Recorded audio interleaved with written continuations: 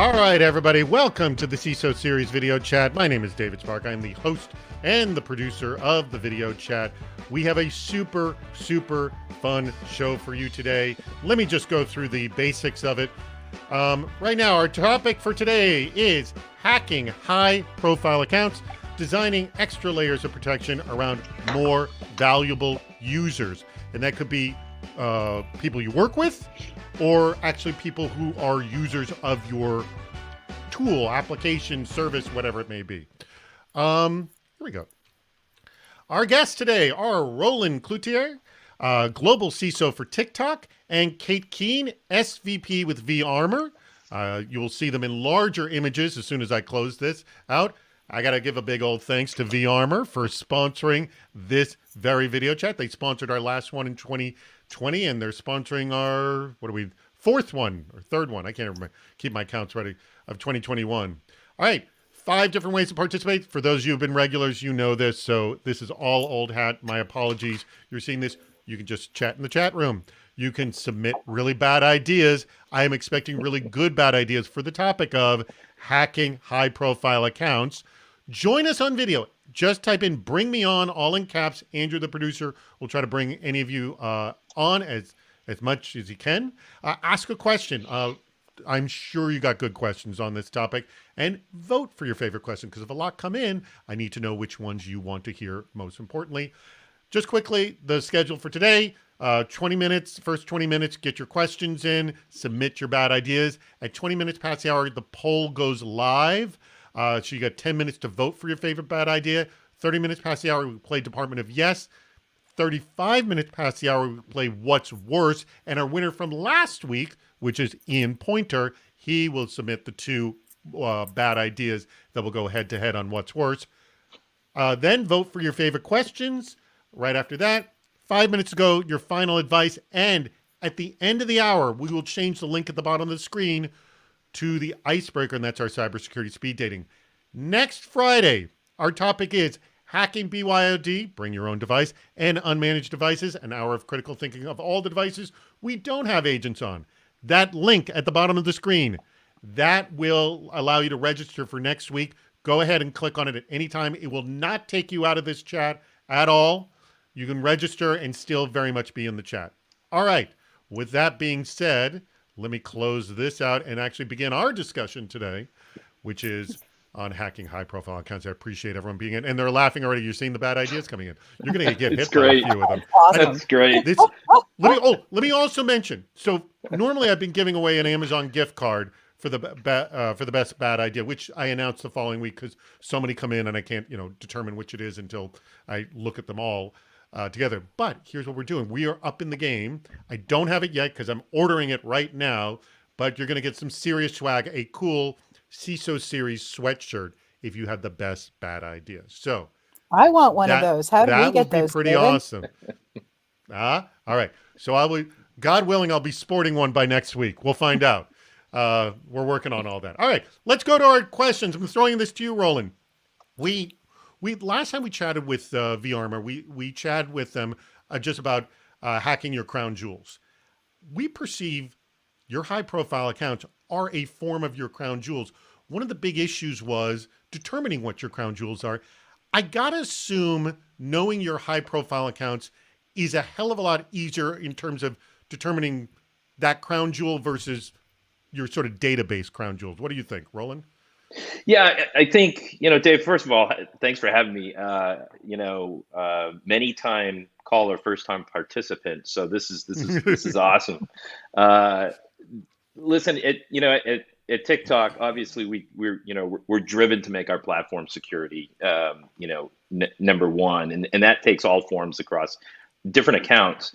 What I will say is that high profile accounts, tend to fall within, I think, what you're considering these crown jewels, and they're all over the place. I mean, if you think about our creators and people that make our platform, if you think about high profile individuals, whether they're actors or politicians or what have you, those are all critical accounts that we want to protect. And so although we take a detailed focus on things like prevention of of ATO and account management.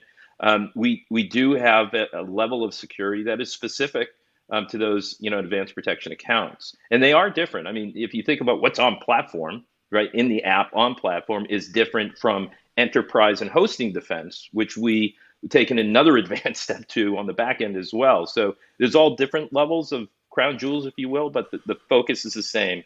Have a targeted level of understanding what's in the environment, defend it appropriately, and continue to build upon the threats that face the business. All right. So I'm going to take this to you, Kate.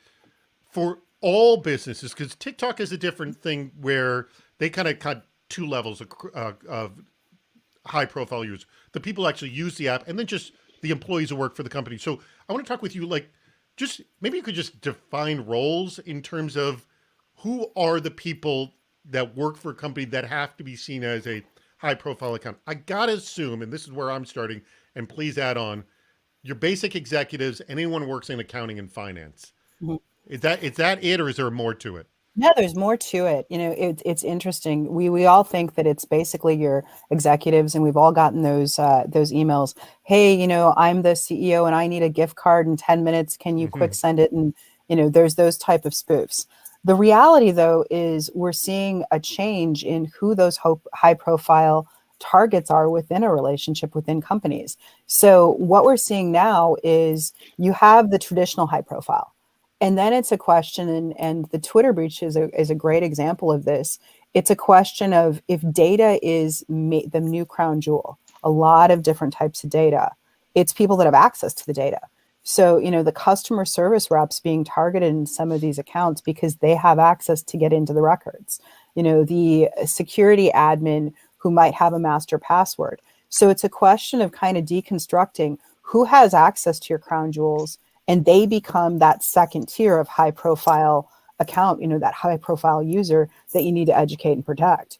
And sometimes it's the people that you wouldn't expect in an organization, the admins, the customer service teams, that you have to think about how you educate them, that they do have a high profile role within organizations. And that's a big shift in security thinking the last couple of years. That's a good point. So, I mean, really looking at all the touch points, Roland, back to you, you were saying we have different layers of security when we're dealing with different people. Give me let's just start really simple here. What would be a really easy first layer of security? And let's just talk more like what, the people working for the company, not the actual users of the service. What is an obvious first layer that you should be putting in for those, quote, people you define as high profile? I think, the industry has, defined a lot of really great standards around everything from account defense, account access, monitoring, response. I think some of those basic things are like, what we use in the area of multi-factor authentication, device linkage to profile management on the back ends that make it transparent for us to detect ATO situations, but makes it as easy for the user, so that balance of convenience yet with the engagement of the user to ensure that you have that additional level. A lot of the work going on the back end today is around bot defense in a automated platform attacks specific to different type of account theft. You also have to engage outside your platform, depending what type of organization you are and how you do SIM copying or SIM swap defense, and be able to understand those sort of things. So there's multiple steps depending on what you're looking at, but it all starts with accounts, with monitoring enabled into automated defense capabilities, and then being able to react quick to those things. Kate, have you seen anything new in the last year in terms of the way, like you gave the classic example of the gift card, which is like the one we've all heard, but is there a new technique that you see sort of creeping up that's happening more in terms of going after accounts that you didn't see, past a year ago? It's interesting. We see the gift cards, we see the Nigerian princes, we see the normal stuff. The interesting thing is we're seeing a lot of spoofing of trusted accounts. So, you have, a high profile target, and they'll get emails and things that look like it's coming from a trusted source. And while that's not, new, what we're finding is a much higher level of sophistication in that type of attack. So, spoofing of friends, family, doing a lot of due diligence research of how can they, in essence, let that guard down and trust that source. So there's a lot more, I think, diligence going into the attacks on the high profiles. The other interesting thing we're seeing is a lot more dark web chatter about that type of attack. So a lot of information sharing about what's been successful, what's working, and we're actually even seeing some groups come in with SLAs about high profile targets. So, basically underworld going, hey, if you give me X, I'll be able to target Y for you and it's going to work. So that kind of stuff, which we haven't seen in the past. That's how we see most of it. It's more of a service, and they operate like a service. We did a whole show on Defense in Depth about the mundaneness of working in cybersecurity, that they do have a help desk. When people... David, what we're to add on for 1 second is not only is there the help desk, but it's really shifting how we should be thinking about identity. So we need to start thinking about, because we're seeing this, kind of interesting new way, but not really new way of attacking these high profile accounts. It's a question of looking at identity from the inside out.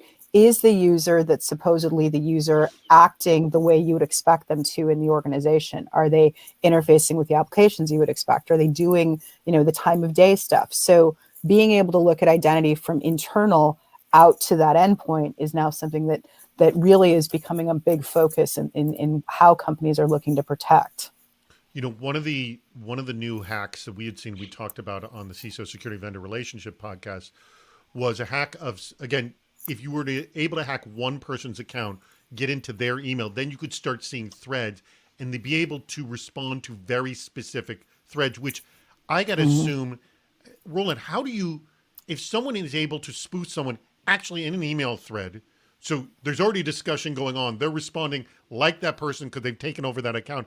I don't see how something like that can be, I guess, stopped. I mean, because they're in the discussion, everything seems valid. I mean, how does something like that get stopped? Yeah, I mean, if you're talking about an individual's email, like a Gmail or an individual account of that nature, listen, if you're not using multi-factor and you're not protecting your account in an appropriate way, and you're not monitoring, and by the way, they said multi-factor was the one way to thwart this thing. Yeah, I mean, and we're all practitioners. I see a lot of great practitioners out in the chat right now, and and most of us use multi-factor authentication. But if an independent user's outside email is compromised and they're not monitoring their email, it's really, really difficult, for an individual to tell who's sending that email. That's why email, from a perspective of legal instruments and things like that, is becoming really null and void. And you see other third-party platforms and SaaS providers providing document signing capability and validation independent of email because of that very problem. Mm-hmm. Well, if you do have a two-factor authentication set up for email, then hopefully this problem wouldn't happen. But yeah, we did talk about if they had a MFA, this would have dealt with this. Anyways, questions are already coming in. Let's get to them. By the way, let me remind the audience that they can click the link at the bottom to register for next week's video chat. And we have 7 minutes left to get in your questions or your bad ideas, which, by the way, they are coming pretty fast and furious in here. There's some great bad ideas. You're competing. I see that you get a bad idea in here. You said I get a sweatshirt. Of course. All right. All right. So here's a question that comes from Eli Migdal. He's the CEO over at Boardish. And this refers to something that I asked at the beginning of the show, but I'm interested to know the specifics of how you sort of identify in his question. It says, how do you identify, quote, risky accounts that have, quote, a finger on the trigger, meaning, yes, they can make a money transfer, but are not a high-ranking profile in the classic term, so not an executive. So you could have an executive that can't physically make a money transfer. So I'm just purely looking at it, this is like the gift card scheme. Like, how do you identify the people who physically can move money and have that capability and also create extra layers? So sort of two questions here, and I'll start with you, Kate. What's the process of identifying, and what's the layer that you put on? Oh boy, I was hoping you'd go to Roland first on that one. Yeah. I'm happy to grab it. This is one of my favorite areas. Yeah, I was going to say, let Roland grab that. Okay, Roland, you go. There's this is where security really converges over risk, right? When you think about process identification within protecting a business or an enterprise, this thought process around value chain risk assessments or business process risk assessments, that's where you want to start. If you take, say, like your FP&A organization or any of the financial, and you sit down with them with a BISO or a security analyst, and you say, okay, show me what you do, end to end, show me what you do, and you just document it out. And then you go down and you look at the subsystems they're using and how and what they do to move money and where those controls are. You pretty quickly get a really good gap analysis, and you also get an understanding of what are the trigger points. So do just a normal value chain risk assessment, one of the 10 or 15 that are available out there to follow. And what drops from that is controls, lack of controls, and critical trigger points. And then what you have the opportunity to do is make a risk-based decision on which ones you have to go in, either add more factors to or enable a process for automation and validation. But that's a great question, because a lot of people go right to the protection or the next generation controls on top of it without stopping, looking at the business process and saying, where would it break or where do I have a problem?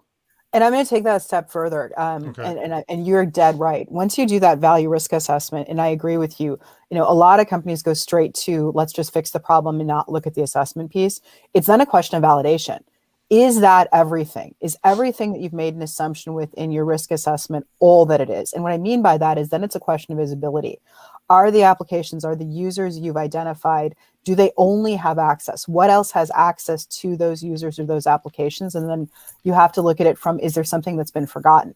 Is there an old application? Is there something that's sitting there that still has access to that data to those users that isn't being used? So that's where all of a sudden the validation from a visibility perspective, that you don't have dependencies that are interrelated that you're not aware of, comes into key.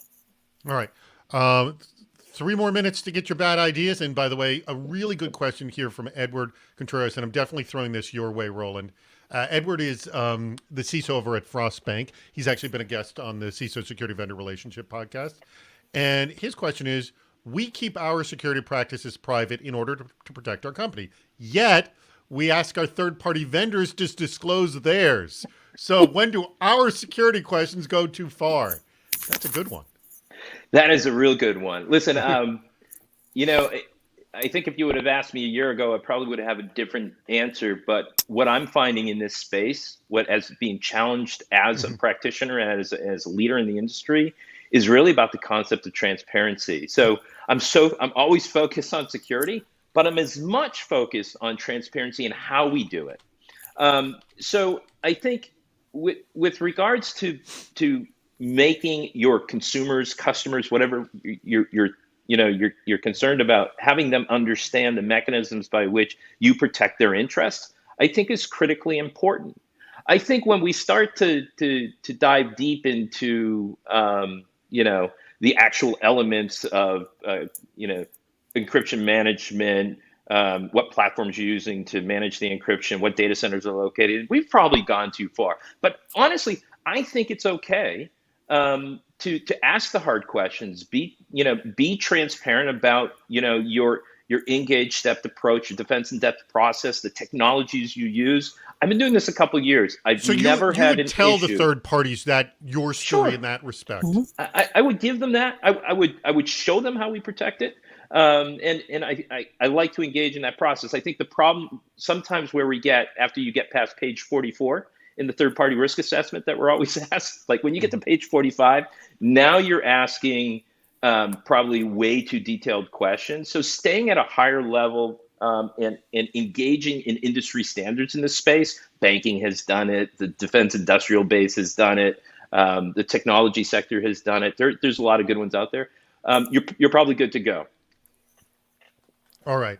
More. Are we at 20? Oh, you know what? We're almost at 20 minutes past the hour. You know what, Andrew? Get that darn poll up. Get the poll up. You will all have 10 minutes. Also, I'm going to remind Ian Pointer, our winner from last year's Best Bad Idea, to pick his 2 favorite bad ideas.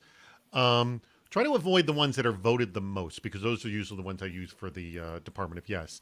And those will go head to head in our What's Worse scenario. So the poll is up. Go ahead and vote.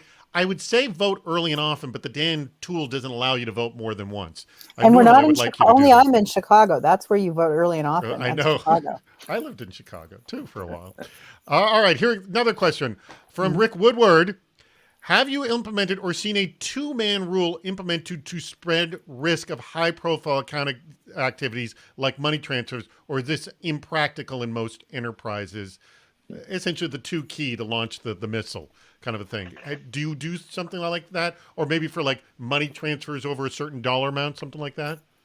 Yeah, this actually it's very hard to implement, Mhm. but I have seen it done successfully, specific for high dollar amounts. Not Mm-hmm. for things like account changes or anything like that. You can use your normal, in escalation or in process escalation identity management platform to do that sort of stuff. But that would be the difference on a large dollar money transfer in the financial sector, Mm-hmm. or into a back end finance office or something of that nature. Same thing you probably do with your HSAs, right? Like if your physical protection infrastructure assets, you don't want an individual to be able to individually control those things. So you do two-person access. Mm-hmm. Not suggested on everything, but on large dollar transfers, critical, regulated issues, you may want to do that.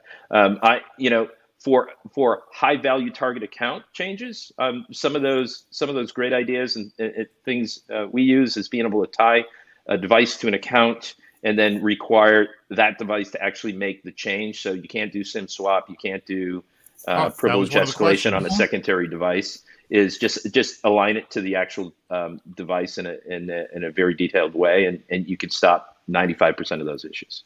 So, Yeah, and in I fact, see it a lot for to Roland's point, for high profile and large accounts where you're dealing with, not only high dollar transfers, but scenarios that could, end up with a regulatory or compliance issue. He's dead right on that. So large organizations, yes. so just this is I'm going to just reference Jacob Kalusny's question. He said, "SIM swapping, does it affect your organization? How do you protect your people, your users?" You just flat out say you can't do it. Right. Yes. Yeah, yeah, Yeah. yeah. Sims, if the device is locked to the account and you have to have that device to actually make the changes when the Mhm. change, because they have to change things, right? They have to come in Right. and change the email. They have to change, the telephone. They have to change certain things to get the proper flow going. And if you just don't allow the new device to connect without authorization from the old device or an interchange with other factors, it just doesn't work.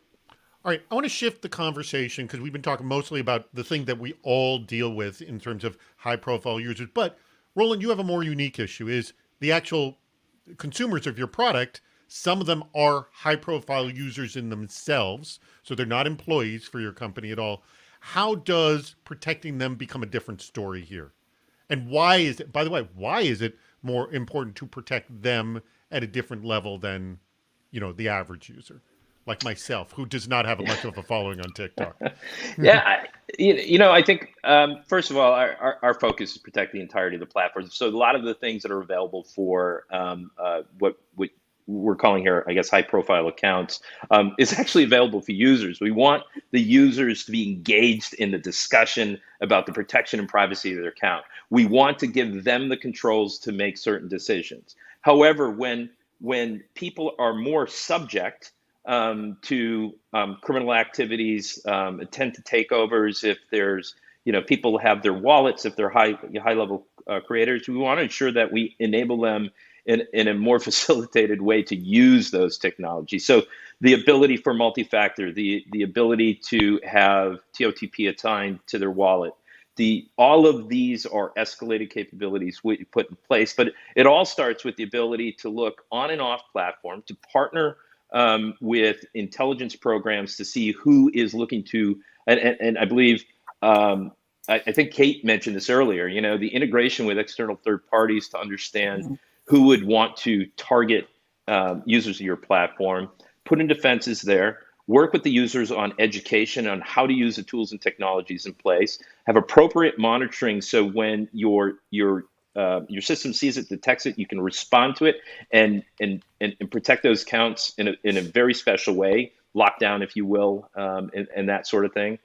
So there's a series along the way of that external view, integrating that into your protection program, and then going beyond that and managing the users and educating them on how to be more secure. So, and let me just sort of clarify from what I heard is the tools are made available to everyone, but with your high profile people, sometimes they're not paying attention. You got to give them a little bit of a nudge. I mean, really? Yeah, it's education. It's like the users in our environment, right? Like, I always explain it to people. If you can't, if there's no law that stops someone from blowing a stop sign, and you don't educate them in driver's ed that's you got to stop for a stop sign, then how can you give them a ticket, right? So it's the same way. We want to educate people, inform them, make them understand their risks, and enable them to do things. And for those high targeted accounts, we focus a lot more in that relationship, between us and them on that education portion. All right, I'm going to give everyone a warning. You have 4 minutes to get your votes in for the best bad ideas. And oh my God, some of these are horrific. You will definitely, Kate, Roland. I'm never worried about Dave's hard questions. It's this portion that I'm worried about. This is the worst idea. I'm actually, because I was seeing that I think the Kardashian family is now the #1 on TikTok. I think the question is like, how do you protect the Kardashians? By the way, let me just ask, speaking of something like the Kardashians, do you just see things that are more active trying to be very targeted after specific accounts? I mean, are you seeing that in your traffic? I mean, it's an industry issue. It's not a TikTok issue, right? So when you have high profile accounts like Kardashians or anyone else, you see people attempt to get access in their accounts in Twitter and TikTok and Facebook and so on and so forth. It's just an industry problem. So you have to integrate with the industry to know who's being targeted. You have to know what attacks are happening through industry organizations to make sure that your monitoring is instrumented to detect that, and your defensive algorithms within your ML on high volume traffic analysis. So if you're doing bot detection, you're doing automated defense technologies, any of those, you have to tune to the specific and current threats of the environment, and so you do that on clustered accounts or special accounts. You also have the ability to monitor them more directly because they have a higher review account. People are reviewing their information, commenting on them more, or viewing them more. So you can put those in an independent cluster and look at those differently. But yeah, it's kind of the same process, across the industry. Protect the account, put appropriate monitoring in place, and ensure that you understand what the current threat of the day is. Because, by the way, SIM swapping was last week. What's next week, right? And we have to be prepared. We see that all the time. Yeah. I think that's a really good point. Is that understanding where the threats are coming from is something that, to your point, it's not only an industry problem, but it's something that we need to spend more time on. It's the education of, all right, is this a high-profile account because there's going to be some type of notoriety or celebrity because you break into it? Is it, are we talking nation state? Are we talking more of an old script kiddie that's just looking for some fun? Are we looking at a hacktivist? Like, having that education and understanding where those threats are coming is something I think a lot of organizations that have that public-private, kind of persona, not just a TikTok or a Twitter, but across, is really important, and we need to spend more time on. I like Chase's idea, by the way. Kate, quick Kate sound issue. Pull the mic away from your hair. It's rubbing against your hair. Oh boy, too much hair, too much hair. There you go. Sorry, Roland, go ahead. So Chase has a good idea in the chat. He's thinking we should do a sitcom to make sure it actually works. I think that would be so fun. Yeah. We're in for it. You got it. I'm going to give you one quick question before we go to our first game, or actually second game. First game being best bad idea. The second game coming up. All right, this comes from Suresh, and he asks, with more prevalence of identity-centric or zero-trust models of access controls, how does the definition of high-profile account change in your opinion? So, you kind of began that, Kate, saying that, you got to look, it's expanding. So how is it, is this something, because, Soyesh is asking next 3 to 5 years, how is it evolving the high profile account? I think it's defining high profile in two distinct categories. So one is traditional high profile, whether it's a user that's high profile, either from a political motivation, they're famous, we talked about the Kardashians. We've seen it over the last couple of weeks. High profile CEOs, CFO board, you name it. That's the traditional high profile. The second is understanding your data and what are really those crown jewels and who has access to them. And then working backwards, because it can be the non-traditional user that you aren't expecting that suddenly really is a high profile target, and having very targeted education campaigns and security parameters around those individuals who may not even realize that they are truly a high profile target. So it's having both buckets, and that's new. Go ahead. And David, if you don't mind, it's absolutely a great point, Kate, because I think, first of all, I'm coming from a bunch of years doing this, and this is the first zero trust environment that I've been in. And in this data-centric approach to assigning the data defense capabilities at the data asset level and controlling access to that at a zero trust approach. So having the processes implemented, like I'm, super impressed that, such a young company coming into such a young company, that was the formation of protecting the enterprise and thus protecting access to consumer data or user data on platform. It's an amazing approach that works if instrumented properly. And so when you can say the individual cannot access the data, now you've turned that around to critical data instead of critical accounts. You still have the issue around administrative accounts that manage platform integrity, automation into the data protection controls, all of those sort of things you have to do. But your total control broadly across your platform on high profile accounts all of a sudden comes down significantly when you focus on the data assets. All right, we just got a phone call. It came in. Hold in. Hello, welcome to the Department of Yes, where no request is ever rejected. All right, we're ready to play the game. And I have to ask who wrote this one. I'm throwing this to you, Roland, because who wrote this is actually very, very relevant to the bad idea. So please, right now, for the person who wrote this one, everyone just send me your high-profile accounts, and I'll keep track. Who wrote that? Please pipe up. I want to know. So, because that's important to know whether we can do that. Actually, I'm going to go to the next one. Tell me who wrote that one, and let me go to the next one when we find out who that is. All right. I'm going to go with you, Kate, on this one first. Oh, no. Store all your VIP. Oh, wait. Hi, host Spark Silver. I'm sorry, it's Chase Pettit. Oh, no. Owen Doherty. Owen. Owen is one of our guys. Oh, no. All right, Owen. All right. Uh-oh. Then if it's one of your guys, I'm throwing this to you, Kate, because you know Owen. Everyone just send me your high-profile accounts, and I'll keep track. Why are we going to do this? Again, do you trust Owen? Well, that's all to do this. I think I would trust Owen to just, if we send him all of our high-profile accounts, because he's young, he's energetic, he works a lot, he's very good on the phone. He'll be able to take care of him and safeguard him. And hopefully his elevator pitch is good enough that when people try and target him, he'll be able to reverse engineer and understand where the attack's coming from. Because, he'll never fall for any of those scripts and things. He's the perfect guy to do it. He's just too sweet and smart. You're very high hope. Now, let me ask you, the same to you.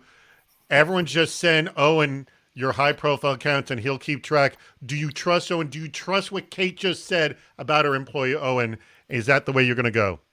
More important than that, I don't think we can trust the users. I mean, Owen's a trustful individual. He's going to automate the heck out of that, put additional monitoring in place, and reduce the complex location that those things like yellow stickies. He's actually going to manage it for them and provide an as service, reduce the threat surface to a smaller location, put more protection around it, and actually protect those better. I think he'd do a great job at it. Yes! Good answer. You know what? Owen asked for a raise. That's what I have to say. All right. This next one, not nearly as easy as that last one. Here we go, Roland. You ready for this one? Oh, yeah. Store all of your VIP account information in an AWS S3 bucket, unsecured, of course, labeled business critical. Why do you want to do that?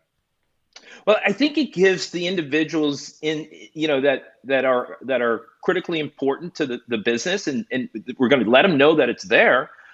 they'll have to use different factors. They can't just rely on their account information. They're going to have to implement multi-factor. They're going to have to use certs. We're going to give them tokens. And that gives them the impotence to say, oh, no, I could be hacked. So they're going to have to implement all the good stuff we want them to. So I think it's a great idea. Sir, yes, sir. All right. This, by the way, this is one of the best answers for the best bad idea. You do a bad idea to essentially force people to go to MFA. Because everyone complains about why can't people deploy MFA. I'll tell you why. Make your first level horrible. Then you get your MFA. All right. Kate, I can't store all stop your VIP account information in AWS says 3 bucket. Unsecured, of course. Label it as business critical. Why are we doing this? I can't even stop laughing for this.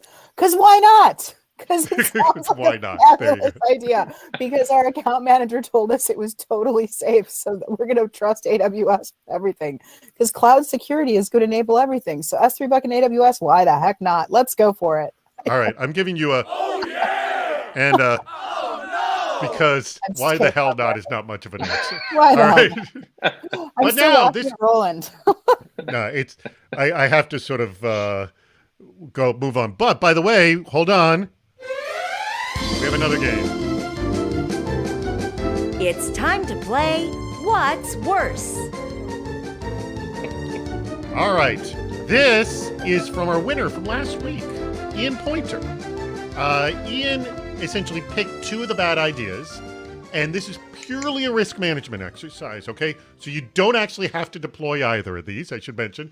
If we're thinking about this completely the opposite way, we don't want either of these to happen. The question is which one would cause the more damage, if you will, which would be more horrific. So I'm going to go to you first on this, Roland. Here are the 2. And again, it's a what's worse. You have to determine which of these 2 is a worse scenario. I'm taking notes, David. You obfuscate your high-profile account individual, so your CFO, with low-profile titles, Excel intern. That's one. Or you identify the high-profile account by the level of teeth whitening on their official About Us and LinkedIn picture. So which one is a worse scenario? 2. 2? I think 2. At least we can obfuscate something on one. And hey, the intern probably knows how to use Excel. So I'm going with 2's the worst. 2, because it doesn't tell you much of anything. What do you think? Kate, what's worse? I got to go with the teeth whitening as well. You know, you may be able to find those people, or dear God, maybe you've got a really old CEO with bad teeth. I don't know what to tell you.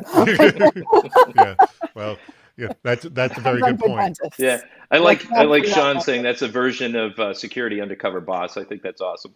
Yeah, All right. pretty awesome. All right. All right. We got tons more questions have come in. So thank you very much. Thank you for the what's worse. Thank you to Ian. And by the way, we have just a little over 20 minutes left in our video chat. Thank you very much to the chat room. You guys are awesome and very, very active all over the place. By the way, Owen is getting a lot of yeah, I think I'm gonna have credit. to go protect Owen for a while. Like Owen's got 6 job offers going in the chat. He's got a lot of job offers. He's not good. And I think people are just handing over the keys to their S3 buckets to him right now. They are. They've already. Yeah, they're handing over the keys to the S3. I've heard that we're gonna have honeypots in AWS. They're now picking on the British. You know, it's been a really active chat group today. Yes, thank you. This might break our record. I think our record has been 600 comments over the hour. We'll see where we are on this one. Also, I don't know how many. I'll find out from Andrew. Andrew, if you can tell me the total number of bad ideas that have come in as well, we will. We'll see if we broke. Roland, we're breaking records. I like it. I like it. I love it. Our record, I love I think it. actually yours. The question is, can we do live face tattoos on the next video? Ooh, I like that idea. That'd be fun. I don't know. I went out of focus again. This is driving me nuts. And I got a new camera. By the way, this was a problem on another show here. This is when you want the live face tattoos. We can have a lot of fun with it. There, now I'm back in focus. Jeez. I don't like being, who knows what's happening to me. All right, let's get to the questions again. I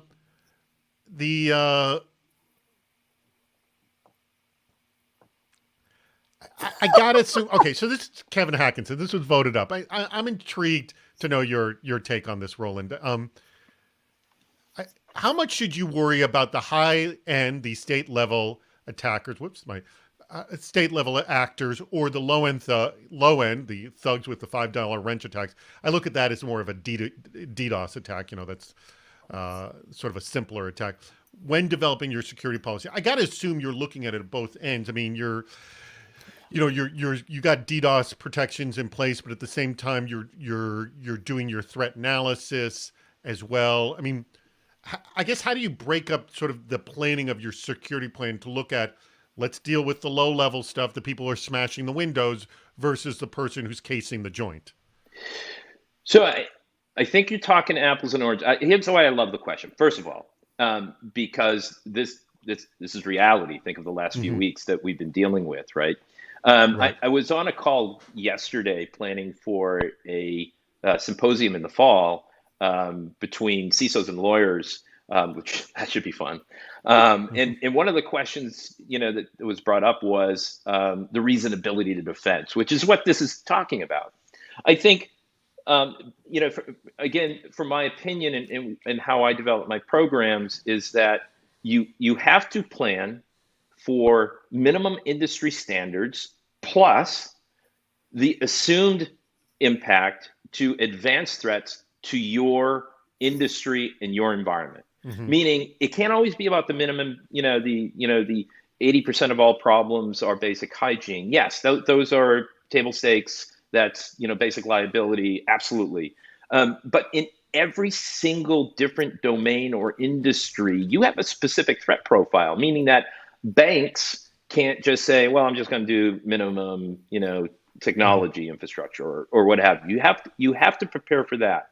Now, state-sponsored advanced concepts beyond basic tools being used, you can't plan for that because most of those are 0 days, and you're not going to be prepared or capable for it. And neither are governments, and so I don't think you'll be held accountable to that. What you will be held accountable, and what we prepare for every day at TikTok, is the type of information we have on hand, the type of attacks that happen in the industries we serve, and the regulated requirements in each jurisdiction we participate in.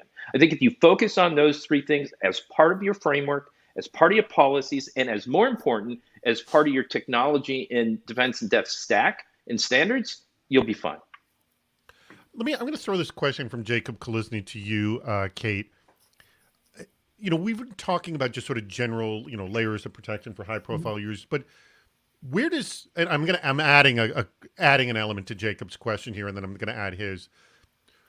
Where does security education come for specifically high profile accounts? Like, what do you have to train them, educate them on beyond the generic security awareness that everyone's given? And then specifically, Jacob Kalisny asks, what do you think works best? Marketing campaigns, gamification, financial incentive? What do you think? So I think it's a question first of, you're right. We have the traditional standard, like, here's your security thing, and we all take it and we all click yes, and we all think we know what's going on. But when you're looking at targets and how do you start to educate, it has to be a bit of, to your point, a hybrid approach. And, whether it's gamification and constant, just educating of, here's how some of these attacks might come in, here's how they may try and spoof, here's why you're important. But I think that's the bigger thing, is explaining to the users why they could potentially be a target and why it's important that they, in essence, inject security into their DNA or their culture of their job. Key point example, and this was early in my career, was we had a breach in London going back almost 20 years ago. And I remember sitting in the room with a bunch of Scotland Yard, and there'd been, literally MacGyver style down the doors, and it's all public knowledge now. And I remember the guy looking at me and saying, it's great that we've educated all the data center workers. It's good that we now understand how we're going to look from a breach perspective. We're monitoring the network traffic, but you might want to think of the guy at the front door and the janitor. You might want to think about educating them. And we were like, yeah, we'll get to it. No lie, 2 weeks later, they walked in the front door and they compromised the janitor and the guy in the front door. And we hadn't gotten around to educating them. And that was a good lesson for me, because it's a question of, not, to your point, when we talked about the two buckets of the high asset and who really are those high profile targets. it's giving people an understanding from an education standpoint, whether it's gamification, whether it's learning, whether it's discussion. Why are they high profile? What makes them that? And what can they do to help educate themselves, to help protect their organization? Mm-hmm. And let me throw this one question to you, Roland, that just came in from Ian. And I don't even know if something like this exists. Are there threat intelligence services out there that focus specifically on celebrities and data related to them? Oh, there's a whole industry. Yeah, there's a whole industry around it. Yeah. Okay, so I'm ignorant. So 100%. tell me, what is? Yeah. There's a few different. I mean, areas. I know there's threat intelligence, but specifically at the high profile. Yeah. At the human level, yes, 100%. Yeah. But specifically for the Kardashians of the world. Oh, certainly. I mean, it's certainly. And by the way, I'm assuming you guys use these. It's Intel Analyst and ICTTP management, just for a specific set of people, but they're engaged in that environment and they're engaged in that dark web in those areas. So certainly there's Intel that there's actually protection programs. So don't forget, most of those people, those stars and those creators actually have like management teams, and those management teams use independent security. How do we protect them at their home? How do we protect their mobile device? How do we protect their accounts? And so it's a maturing area in the industry, but there is certainly a whole industry being built up specifically around what I would say high profile people and as much social media, because like with the rise in like TikTok and in other like industry areas, you can have a normal person that's just sharing their life also become famous, and they can become a target. So there's a whole industry popping up around there. It's pretty interesting. And I'm sure those people are never ready for that either. No. But David, it's one step further. It's not just the celebrity in the sense of like the celebrity we would expect. Mm-hmm. It's the CEOs and high profile targets in companies as well that you have to have that same industry rigor for. And that's, to Roland's point, there is a whole industry because, you put somebody on a plane and all of a sudden they're kidnapped in the middle of South America. What the heck happened? Mm-hmm. You've got to be able to look and understand where did that chatter come from? Who was interested in them? Why were they considered high profile? It's across in essence, the business celebrity world as well. And Roland, going back to the thing about when you have a high profile user, they get a whole management team. Is there a department of TikTok that works with them in terms of helping them out, building out those protections? Oh, yeah. I mean, our creator relationship group is one of the best in the world. They come from all over the industry, and they have that relationship and that engagement. It's actually fun. Us, security guys and gals have been doing this for a long time, right, Kate? We're normally kept in the basement. But we actually get to come out. Once in a while, we get to do our thing. Yeah. There might have been a body tracker for you. Schmooze with a celebrity. It's been fun educating people and bringing in like the Intel team. So we do these groups where we bring in the head of our IC, the head of our data defense, and they let me participate on occasion. And we talk about how we can protect them, how they should protect themselves, what they should be thinking about across their entire platform. So yeah, we have a great group of folks that deal with that every day. Awesome. Well, I was not as savvy to all of this as well. So thanks for cluing me in, and I know cluing Ian as well, because he was kind of in the same world as I am. I'm sorry, what were you about to say, Kate? I was going to say it's been a lot of years, but I actually went through it twice. I was one of the first women to ever go into the Middle East for a large organization. And so they had to put trackers, and my husband had to come because it was illegal for me to go certain places without him. And I went through training in burner laptops and what to look for. And I had this same thing during the Rio games all over being tracked to make sure that the world was good. So I've been through it twice. It's fun. Hey, this is a really good question that from Gabriel Doncel. I'm going to throw this to you, Roland. How do you protect from lookalike and high profile accounts, but safeguard satirical accounts?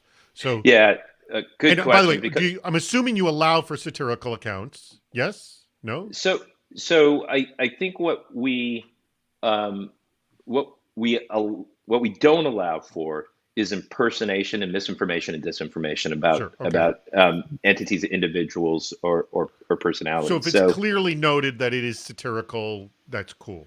If it's libel, correct. yeah, libel is Yeah. where you get into the issue. Yeah, yeah. Correct. So, but that goes back to Liz, TikTok is fun, and we have a credible creativity, and the tech is cool for the video stuff. But on the back end is really just impressed. It's so impressive from a technology company, most technical company I've ever worked in, by the way.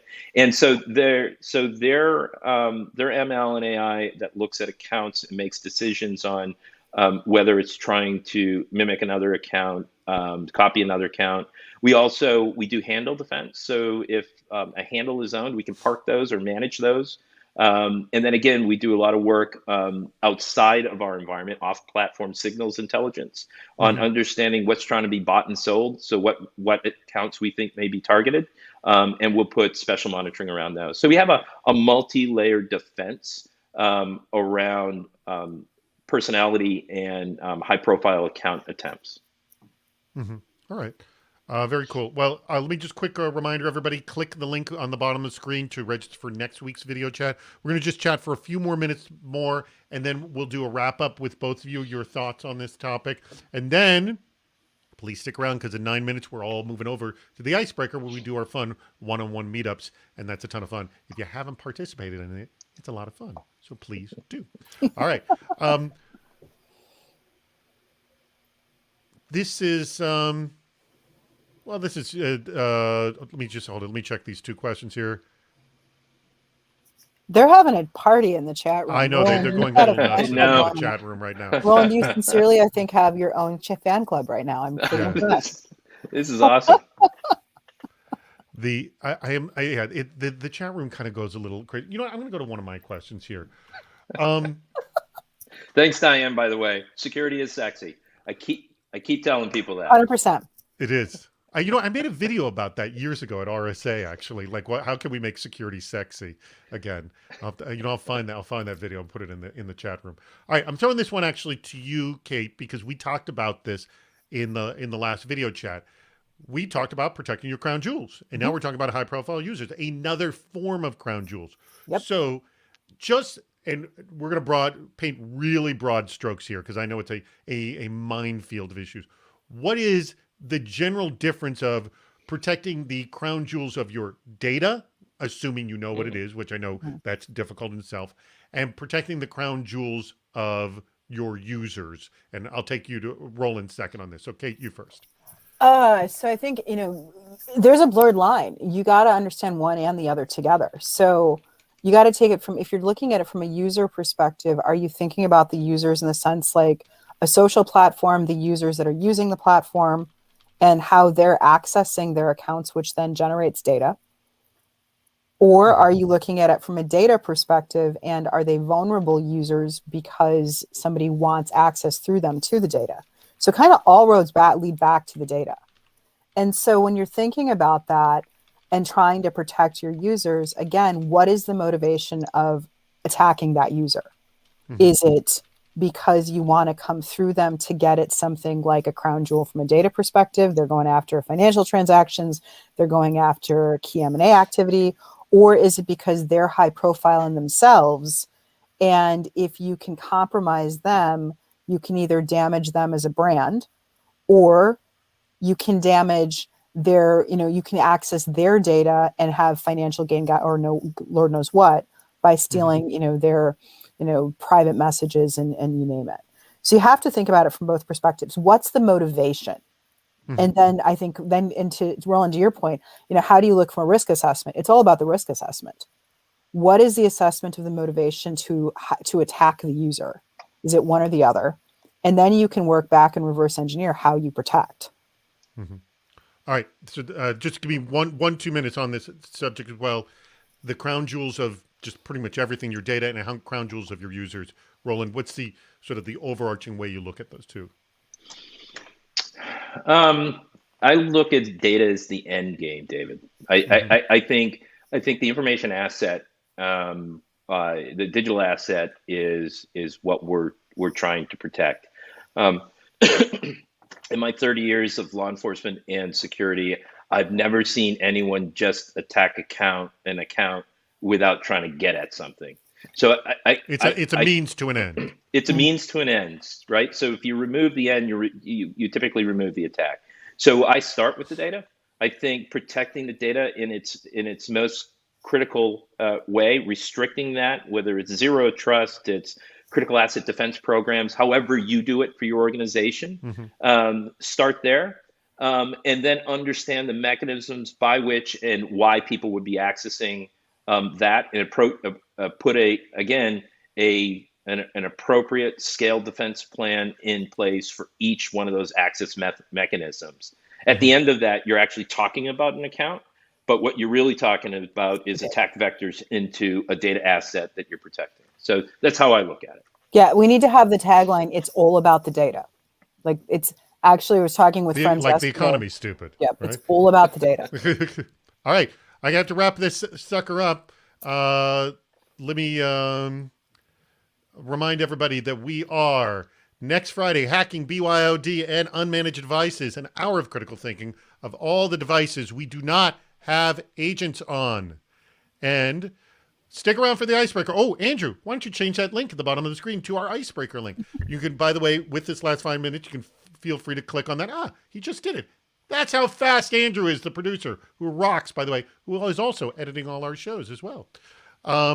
And I have to say a big thanks again to vArmor for sponsoring this very video chat. They sponsored our last one in 2021 and sponsoring this. So thank you very much for vArmor for sponsoring. And then lastly, if you would like to sponsor a video chat, just email me at david@cisoseries.com. Happy to help you out with just that. All right, we have about 3 minutes left. I'm going to give each of you a minute and a half to wrap up. Your best advice in a minute and a half. Roland, what is it on hacking high-profile users?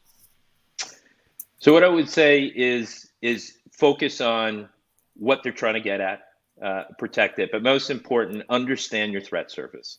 Understand the threats inbound and what's over the horizon outside your environment, and then do that end-to-end risk review. I mean, think about how your business works, how that process works, why people would be doing that, subsystems below your controls, and make a risk-based evaluation. Stay with the principles of multi-factor authentication, alerting, monitoring, and the capability to actually respond to things. And the last thing I'll say is transparency is good. Make sure people understand how you protect them, make sure they understand how they protect themselves, and share that information to educate the world. All right. Good advice. And you have got about a minute and a half as well. Kate, what's your closing advice? My first piece of advice is listen to that guy. He's amazing. Totally amazing. Roland, you kicked it out of the park. By the way, I want to also say kudos on both of you on both our games. You both did very well. In fact, in terms of both guests kicking it for both Department of Yes and What's Worse, you both did very well. Go ahead, Kate. All right. Couple of things. Roland was 100% straight on. And the biggest thing is you have to understand your data. Like, it's all about the data. Please tagline that. It's all about the data. It is all about, too, understanding who finds you appealing, doing the due diligence to figure out who wants to have access to your data. Is it nation state? Is it hacktivist? Is it criminal? Is it just some kid in a black hoodie that wants to, play with you and see what he can get at, or her? Understand where the threats are and leverage the tools that allow you to do that. Third is education. Do the risk assessments and really know who those high profile targets are, because they're not the people you think they are anymore. That's just a subset. And then it's a question. Could be the janitor. Could be the janitor. I actually gave a talk about that at RSA. It was, we educate the board, but what about the janitor? It was an awesome one. It was a lot of fun. So it's a question of understand who your targets are, understand who likes your data and who wants access to your data, and then listen to Roland more. Assess. Just good advice in general. Roland Cloutier, Global CISO for TikTok. Thank you very much. Kate Keene, SVP over at vArmor. Thank you very much. Thank you, our incredibly active audience. click that darn link at the very bottom of the screen. And a huge thanks to our producer, Andrew, making sure that everything ran smoothly, which it did. And you know what? Let's take us out, Andrew, and I'll see you all over. Click the link all over at the Icebreaker. Let's see you over there. Bye.